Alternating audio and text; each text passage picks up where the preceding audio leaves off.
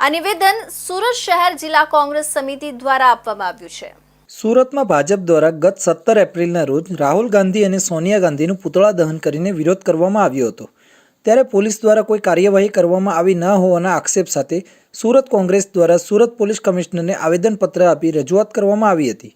કોંગ્રેસે આક્ષેપ કર્યો છે કે કોંગ્રેસના નેતાઓ સરકાર વિરોધી કોઈપણ કાર્યક્રમ કરે તો કાયદાકીય કાર્યવાહી કરવામાં આવે છે, પરંતુ ભાજપ સામે કોઈ કાર્યવાહી કરવામાં આવતી નથી। જે આજે અમે લોકો એ રજૂઆત લઈને આવેલા છે, જે અમારા કાર્યાલય નાનપુરાની પાસે જે બીજેપીના કાર્યકર્તાઓ અથવા જે મોટા મોટા હોદ્દેદારોએ જે અમારા સોનિયા ગાંધીજીનું અને રાહુલ ગાંધીજીનું જે પુતળાનું દહન કર્યું તે એક બહુ નિંદનીય વાત છે અને એ લોકો ઉપર અત્યાર સુધી કંઈ કાર્યવાહી કરવામાં આવી નથી।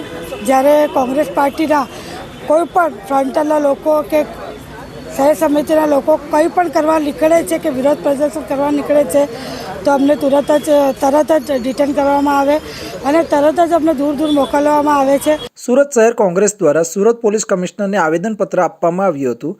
સુરત શહેરમાં પોલીસ દ્વારા કાયદો અને વ્યવસ્થાની સ્થિતિ જાળવવા માટે વહાલા દવલાની નીતિ અપનાવવામાં આવી રહી છે, કારણ કે ભારતીય રાષ્ટ્રીય કોંગ્રેસ પક્ષ દ્વારા જ્યારે પણ સુરત શહેરમાં સરકારની લોકહિત વિરોધની નીતિ કે લોક પ્રશ્નોને ઉજાગર કરવા માટે સરકાર વિરોધી કોઈપણ કાર્યક્રમ આપવામાં આવે તો સુરત શહેર પોલીસ દ્વારા કાયદો અને વ્યવસ્થાના નામે કોંગ્રેસ પક્ષના તમામ કાર્યકરોને આગેવાનો સામે કાયદાકીય કાર્યવાહી કરી ધરપકડ કરવામાં આવે છે।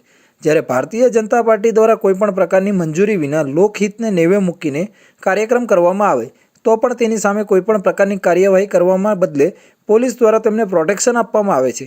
આ પ્રકારનો ઉલ્લેખ કોંગ્રેસ દ્વારા આવેદનપત્રમાં કરવામાં આવ્યો હતો।